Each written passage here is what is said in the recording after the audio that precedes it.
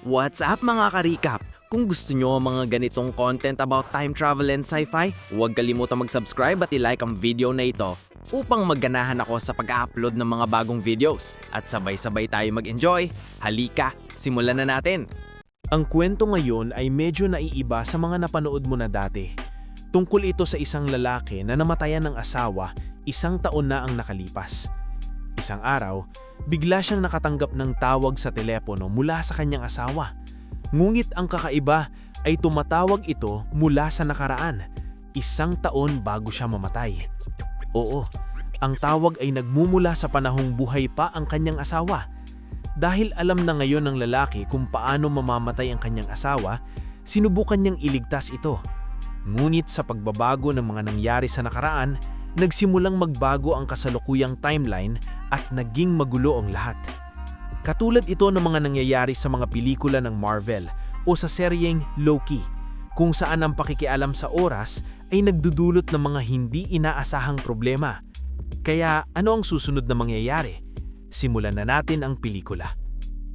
Sa simula, makikita natin ang isang lalaking namumuno sa isang labor union. May mga taong marahas na umaatake sa kanya. Kasabay nito, may isang taong palihim na nagre-record ng video ng insidenteng ito. Lumalabas na isang lokal na leader politikal ang nasa likod ng pag-atake at gusto niyang mapatay ang leader ng labor union. Samantala, sa balita, nalaman natin na dahil sa isang solar flare, maaaring tumigil sa paggana ang mga mobile phone at satellite signal. Ang solar flare ay nangyayari dahil sa magnetic disturbance sa araw na nagiging sanhi ng mas malakas na sikat ng araw kaysa sa karaniwan. Pero sa totoong buhay, kadalasan naman ay hindi naman talaga nakakaapekto ang solar flare sa komunikasyon. Ipinakita lamang ito ng ganoon sa pelikula. Magpatuloy tayo. Pumunta tayo sa bahay ng isang lalaking nagngangalang John. Si John ay isang abogado. Kasamaang palad, napatay ang kanyang asawa na si Rose. Nasa bahay nila ang mga pulis at tinatanong si John kung ano nga ba ang eksaktong nangyari. Pagkatapos, lumipat ang eksena sa araw. Inaabot ni Rose kay John ang isang sulat.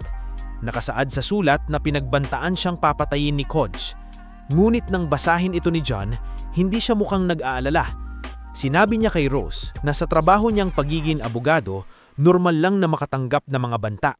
Hindi raw kasi pwedeng mapasaya ng isang abogado ang lahat. Pagkatapos, hiniling ni Rose kay John na umuwi itong ng maaga sa gabing iyon dahil gusto niyang mag-dinner silang dalawa. 14 na taon na silang kasal at may isa silang anak na babae na nagngangalang Angela. Aalis ng lungsod si Angela ngayong araw para sa isang kompetisyon. Si Rose naman ay isang doktor. Pagdating ni John sa opisina, tinawagan siya ni Rose para tanungin kung nasaan ang susi ng kotse. Mabilis na tinapos ni John ang tawag at sinabing, baka nariyan lang, hanapin na lang niya. Pagkatapos nito, nakipagkita si John kay Christine, ang kanyang informer. May hawak si Christine na video kung saan makikita ang pambubugbog ng leader ng labor union ng parehong leader politikal. Ang junior lawyer ni John na si Kim ang humahawak sa kasong iyon, kaya hiningi ni John ang video kay Christine. Ngunit hindi agad ibinigay ni Christine ang video, sa halip, isang litrato ang ibinigay niya bilang patunay at sinabing ipapadala ang video sa bahay ni John pagsapit ng gabi. Pag-uwi ni John, inilagay niya ang litrato sa isang sobre upang ibigay kay Kim sa kalaunan. Kamakailan din, na-promote si John sa law firm na pinagtatrabahuhan niya. Bilang pagdiriwang, pumunta siya sa isang party kasama ng kanyang mga katrabaho. Sinabi niya kay Rose na mahuhuli siya sa dinner dahil may meeting siya at nagpadala ng mensahe tungkol dito. Nalungkot si Rose, ngunit nag-enjoy naman si John sa party. Bago magsimula ang party, ibinigay ni John ang sobre na may litrato kay Kim at sinabing, bukas ang birthday mo kaya ito ang regalo ko. Buksan mo ito sa hating gabi. Sinabi rin ni John sa kaibigan niyang si Alex ang tungkol sa video. Samantala, muling tinawagan ni Rose si John at sinabing nabangga niya ang isang kotse. Ngunit sa pagkakataong ito, hindi sinagot ni John ang tawag at pinatay pa niya ang kanyang cellphone. Isang gabi, bandang 6:00 ng gabi, umuwi si Rose. Makalipas lamang 1 oras, may taong pumasok sa kanilang bahay at pinatay siya. Kasabay nito, naipit si John sa trapiko dahil sa malakas na ulan. Pinababa siya ng taxi driver sa sasakyan. Habang bumababa, nahulog ang kanyang pitaka. Yumuko siya upang pulutin ito at naglakad papunta sa kanilang bahay. Ngulit pagdating na roon, nadatnan niya ang walang buhay na katawan ng kanyang asawa. Mga kaibigan, sinasabi ko sa inyo ang mga detalyeng ito dahil magiging mahalaga ito sa bandang huli. Sinabi ng pulis kay John na pinatay si Rose sa pagitan ng alas 6:40 hanggang alas 7 ng gabi. Iniisip nilang isa itong nabigilang pagnanakaw. Ipinakita sa CCTV na isang bakanteng van ang malapit sa bahay ni John nung oras na iyon. Maaring nakuha ng dashcam ng kotse ni John ang plaka ng van, ngunit tinanggal ng salarin ang dashcam upang sirain ang ebidensya. Samantala, umuwi ang kanilang anak na si Angela. Nang nalaman niya ang pagkamatay ng kanyang ina, yinakap niya si John at umiyak ng nanghibudhag. Lumipas isang buong taon, ngunit hindi pa rin nahahanap ng pulis ang pumatay kay Rose. Sa panahong iyon, tumigil si John sa trabaho. Ngunit dahil sa panghihikayat ng kanyang kaibigan, bumalik siya sa trabaho dahil si Angela na lang ang dahilan kung bakit gusto pa niyang mabuhay. Para sa kanya, alam ni John na kailangan niyang ipagpatuloy kahit ayaw niya. Sinisisi rin ni John ang kanyang kasalanan sa pagkamatay ni Rose. Naniniwala siyang kung hindi lang niya sana binaliwala ang mga tawag nito nung araw na iyon, baka buhay pa ito. Kinabukasan, naghanda si John para pumasok sa trabaho pagkatapos ihatid si Angela sa paaralan. Bigla siyang nakatanggap ng tawag. Laking sorpresa niya nang makita sa caller ID na si Rose ang tumatawag. Nalito at natakot si John. Paano ito maaari kung patay na si Rose? Nang sinagot niya, si Rose na ang nasa kabilang linya. Nagtatanong tungkol sa susi ng kotse. Inakala ni John na may gumagawa lamang ng malupit na biro sa kanya. Tumingin siya sa paligid, ngulit wala siyang nakitang tao. Sinabi ni Rose ang mga bagay na silang dalawa lang ang nakakaalam, mga pribadong detalye ng kanilang mag-asawang buhay. Dahil dito, naniwala si John na si Rose nga ang kausap niya. Tinanong ni John kung nasaan siya ngayon. Sumagot si Rose ng petsa, ang mismong araw na pinatay siya, 1 taon na ang nakalipas. Hindi na kinwestiyon ni John kung paano ito nangyayari. Sa halip, nakita niya ito bilang pagkakataon para iligtas si Rose. Ngunit bago pa siya makapagsalita ng mas lalo, biglang naputol ang tawag. Sa sandaling iyon, inireport sa balita ang muling paglabas ng isang solar flare, katulad ng nangyari 1 taon niyang nakalipas. Marahil dahil sa solar flare kaya nagagawa ni Rose na namatay sa nakaraan na makausap si John sa kasalukuyan. Kung maililigtas niya si Rose sa pagkakataong ito, magiging buo muli ang kanilang pamilya at ang mga nangyari noon ay hindi na mangyayari. Ngulit hindi maaaring tawagan si Rose. Si Rose lamang ang pwedeng tumawag sa kanya. Kaya naghantay si John, iniisip kung kailan siya muling tatawag. Makalipas ang ilang sandali, muling tumunog ang kanyang telepono. Tumawag ulit si Rose. Tinanong ni John ang petsa at oras. Ang petsa ay mula pa rin sa 1 taon nang nakalipas, ngunit ang oras ay eksaktong pareho ng kasalukuyang oras. Sinabi ni John kay Rose, anuman ang mangyari, huwag siyang uuwi, huwag din siyang aalis sa ospital.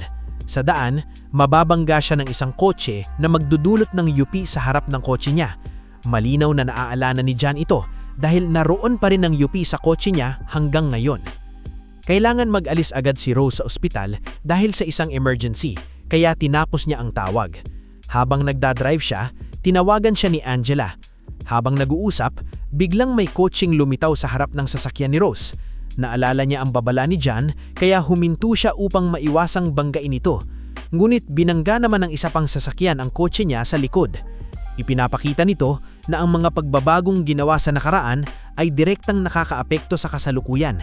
Ngunit si John lamang ang nakakaalam ng orihinal na timeline. Ang ibang tao sa kuligid niya ay walang kamalay-malay. Dahil sa mga pagbabagong naganap sa nakaraan, nabubura ang mga lumang alaala ng mga tao at napapalitan ng mga bagong alaala. Ngunit si John lamang ang nakakaalam ng orihinal na timeline. Wala nang ibang magawa si John kundi umuwi at maghantay ng matinding kaba. Bandang alas 6:30 mong gabi, muling tumawag si Rose. Tinanong niya, paano mo nalaman ang tungkol sa aksidente? At doon sinabi ni John ang lahat na tumatawag siya mula sa hinaharap. Binabalahan niya si Rose na may magnanakaw na papasok sa kanilang bahay ngayong araw at tatangkang patayin siya. Sinabi niyang umalis agad si Rose sa bahay para sa kanyang kaligtasan. Sa una, hindi maintindihan ni John ang sinasabi niya. Biglang tumunog ang doorbell. Sinabi ni John kay Rose na huwag buksan ang doorbell dahil maaaring ang mamamatay-tay ay nasa labas. Sinunod siya ni Rose at hindi binuksan ang doorbell. Ngunit muling tumunog ang doorbell. Nang tumingin si Rose sa labas, nakita niya ang isang lalaking may suot na maska. Sa mismong sandaling iyon, biglang nawala ng kuryente ang bahay. Pumasok ang masked man sa loob ng bahay. Nasa linya pa rin si John habang nangyayari ito. Sinubok ng lalaki na saktan si Rose. Sa mga sandali ng matinding tensyon, nakita ni John na nagbabago ang mga pangyayari sa harap mismo ng kanyang mga mata. Habang nag-iiba ang timeline, sa kabutihang palad ay nakatakas si Rose sa umaatake. Tumakbo siya at nakarating sa istasyon ng pulis para humingi ng tulong. Dumating din si John sa istasyon ng pulis at nagtanong tungkol sa kaso ng kanyang asawa. Sa kanyang pagkataka, sinabi ng pulis na wala raw anumang kaso ng pagkamatay na inireport 1 taon ang nakalipas. Nang marinig ito, labis siyang natuwa at umasa. Naniniwala siyang matagumpay niyang iligtas si Rose, mga bago niya ang nakaraan. Sinuri ng pulis ang bahay ni Rose, ngunit wala silang nakitang palatandaan ng pagnanakaw o sa pilitang pagpasok. Dahil dito, umalis sila pagkatapos Makumpleto ang kanilang investigasyon. Ngayon ay naniwala na si Rose sa kwento ni John at nagtitiwala na siya sa sinasabi nito. Muling tinawagan ni Rose si John at labis ang kanyang saya dahil alam niyang nagbago na ang nakaraan. Tinanong ni Rose si John, "Alam mo ba kung sino ang lalaking sumubok umatake sa akin?" Sumagot si John. Hindi pa siya natutuntun ng pulis. Bigla namang naalala ni John na dapat ay nakunan ng dashcam ng kanilang kotse ang plaka ng van na ginamit ng umaatake. Hiniling niya kay Rose na tignan ng dashcam footage. Pagkatapos itong panoorin, sinabi ni Rose kay John ang numero ng van. Sa sandaling iyon, naubos ang baterya ng telepono ni John at ito'y namatay. Sinimulan niyang i-charge ang kanyang cellphone sa istasyon ng pulis, umaasang maipagpapatuloy nila ang investigasyon sa lalong madaling panahon. Isang detective ang dumating sa bahay ni Rose upang sundan ang kanyang reklamo at siyasatin ang pahay. Nagpakilala siya bilang Robert. Ngunit narito ang malaking twist. Si Robert pala ang mismong lalaking sumubok pumatay kay Rose noon. Kinabukasan, tinawagan ni John si Christine at ibinigay sa kanya ang numero ng van. Hiniling niyang alamin ang pangalan at tirahan ng may-ari ng van. Sumagot si Christine, "Hinahabol mo pa rin ang kasong ito?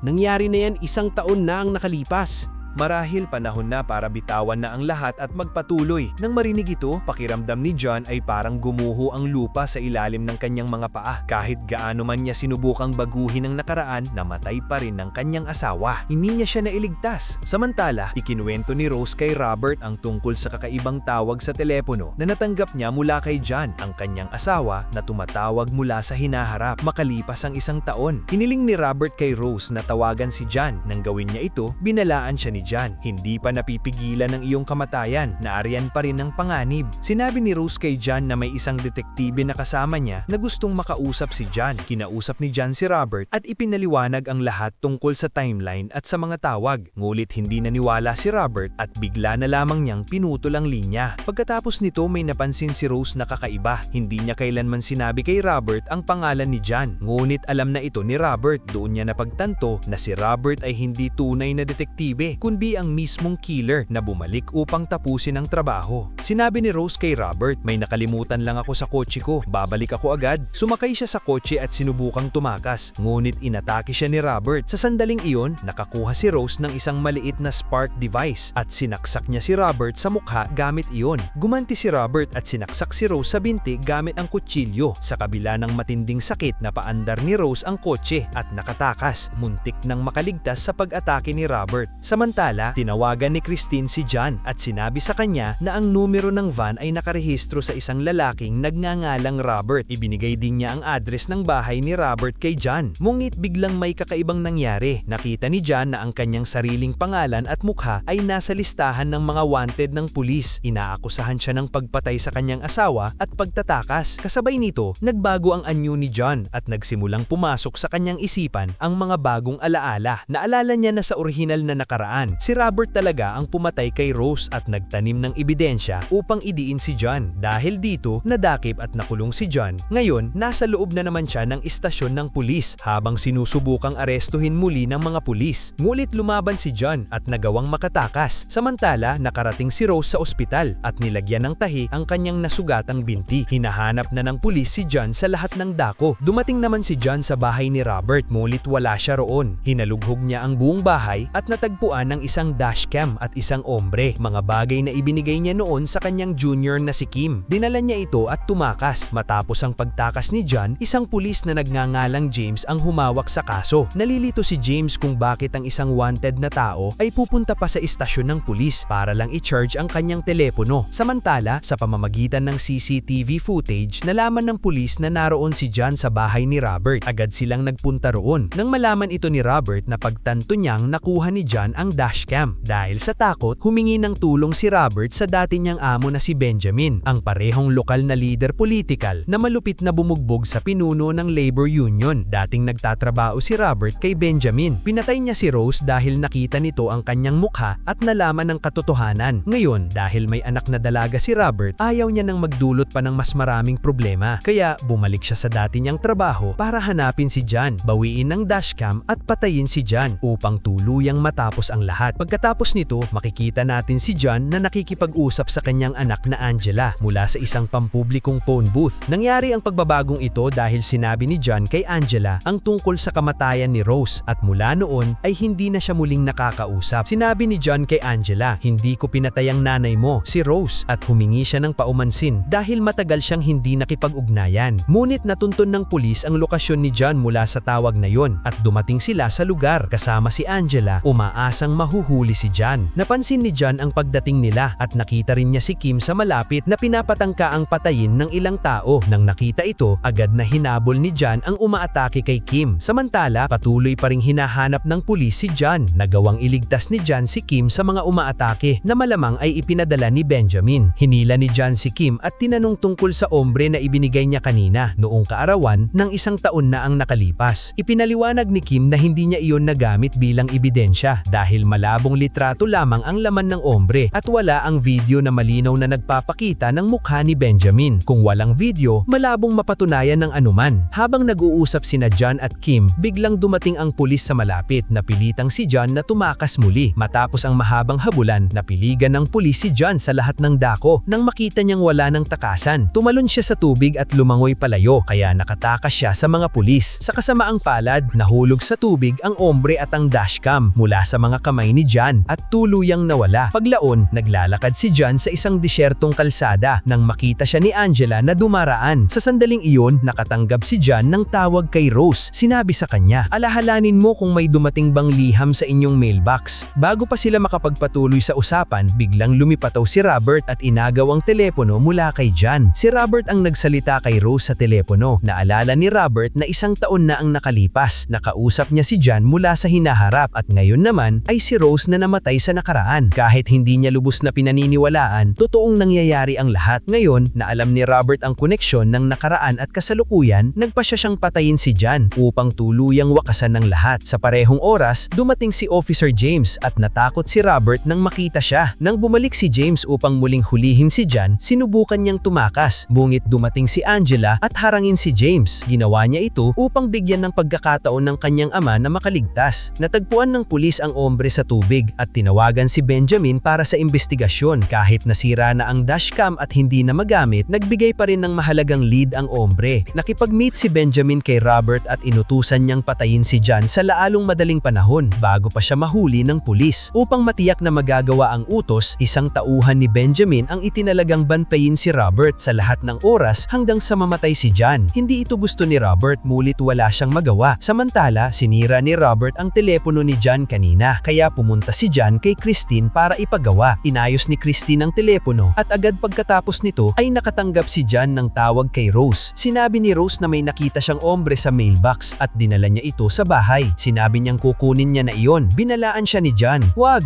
kang pupunta kahit saan. Maaari kanyang patayin." Ipinaliwanag ni John na si Robert ang nag-frame sa kanya sa pagpatay kay Rose. Ngunit sinabi ni Rose na hawak niya ang kutsilyo ni Robert, ang ginamit nito sa pagsaksak sa kanyang binti. Itinatago niya iyong nang ligtas ligtas sa ospital kung saan walang makikita. Hiniling niya kay John na kunin ng kutsilyo dahil maaaring itong maglinis ng kanyang pangalan. Pumayag si John at nagtungo sa ospital para kunin ng kutsilyo. Kasabay nito, tinawagan niya ang kaibigan niyang si Alex at sinabi ang lahat ng nangyayari. Lingid sa John, konektado pala si Alex kay Robert at nagtatrabaho kay Benjamin. Nagpadala si Alex mang mensahe kay Robert at ipinaalam na nasa ospital si John. Sinabi ni John kay Alex ang kanyang plano. Kung may mangyari man sa kanya ay maaalagaan ni Alex ang kanyang anak na Angela. Ngunit hindi alam ni John na hindi pala tunay na kaibigan si Alex. Isa pala siyang kaaway. Matapos makuha ni John ang kutsilyo sa ospital, nagtungo siya sa basement parking. Dumating din roon si Robert. Sa pagkakataong ito, handa na si John. May baril siya at pinaputukan niya ang switch na kumokontrol sa pintuan ng basement. Nagsimulang sumara ang pinto na ikinulong si Robert sa loob. Nakatakas si John bago tuluyang sumara ang pinto. Bago siya umalis, ipinakita niya kay Robert ang kutsilyo at sinabing, "Dito na nagtatapos ang laro mo." Sa habang nangyayari ito, sinubukang patayin ng tauhan ni Benjamin si Robert. Dumating si Robert at nakaligtas, ngunit malubha siyang nasugatan, nasaksak sa tiyan. Samantala, papunta si Rose sa bahay para kunin ang ombre. Ngunit nang nakarating siya sa labas, nakita niya si Robert sa malapit. Hinahanap siya nito. Mabilis siyang nagtago upang hindi mahuli. Sa sandaling iyon, nakatanggap si Rose ng tawag kay John. Gulit ito ay ang John mula sa sarili niyang panahon. Ang John na naipit sa taxi sa gitna ng ulan. Ipinapakita nito na hindi pa dumarating ang John mula sa hinaharap. Tinanong niya si John kung nasaan siya at tumingin-tingin sa paligid. Pagkatapos, naulit ang eksena. Nahulog ang pitaka ni John at nang yumuko siya para pulutin ito, hindi nakita ni Rose ang kanyang sarili dahil sa pagkaantal. Biglang lumipataw si Robert sa harap ni John. Pinutol niya ang tawag sa telepono, saka itinali ang mga kamay at tinakpan ang bibig ni Rose. Dinala si Robert sa bahay, umaasang makita ang ombre, ang pendrive na naglalaman ng video na maaaring magbunyal kay Benjamin. Niloko ni Rose si Robert sa pagsasabing nasa itaas ng bahay ang ombre. Habang naghahanap si Robert sa itaas, itinali niya Rose. Sa hinaharap na timeline, dumating si Robert sa bahay ni John at kinidnap ang kanyang anak. Tinawagan niya si John at inutusan na pumunta ito sa kanya. Naroon si Alex kasama si Robert at binalaan niya na wag saktan ng kanyang anak. Ngunit pinatay pa rin ni Robert si Alex. Nang dumating si John, nilito niya si Robert at inatake siya hanggang mawalan ng malay. Agad niyang pinalaya ang kanyang anak. Ngunit nagising si Robert at sumiklab ang isang mabinishagang laban sa kanila. Ayon sa utos ni John, tumakbo ang anak paakyat ng bahay. Sa gitna ng laban, sinaksak ni Robert si John at pagkatapos ay hinabol niya Angela. Samantala, nagawang palayain ni Rose ang kanyang sarili at nagtago kasama ang ombre. Nang bumaba si Robert, inatake siya ni Rose. Sinubukang patayin ni Robert ang Rose sa pagsasakal. Ngunit dumating si John sa tamang oras at pinatay si Robert sa likod. Nailigtas si Rose. Dahil sa mga pagbabagong ito sa nakaraan, tuluyang nagbago ang hinaharap na timeline. Napuno ang isip ni John ng mga bagong masasayang alaala ng nakalipas na isang taon. Pagmulat niya ang mga mata, nakita niyang ligtas at maayos ang kanyang asawa at anak. Malinaw din niyang naaalala kung paano niyang binago ang lahat at ibinalik si Rose sa buhay. Naparusahan si Benjamin dahil sa ebidensya ng video. Labis ang saya ni John sa kanyang bagong buhay. At mga kaibigan, magiging masaya rin kami kung magsusubscribe kayo sa aming channel. Kita-kits sa susunod na video. Kung nagustuhan nyo ang video, mag-subscribe po kayo. Kung nagustuhan nyo ang paliwanag, paki-like at mag-subscribe. Hanggang sa muli, paalam, ingat kayo at salamat sa panunood.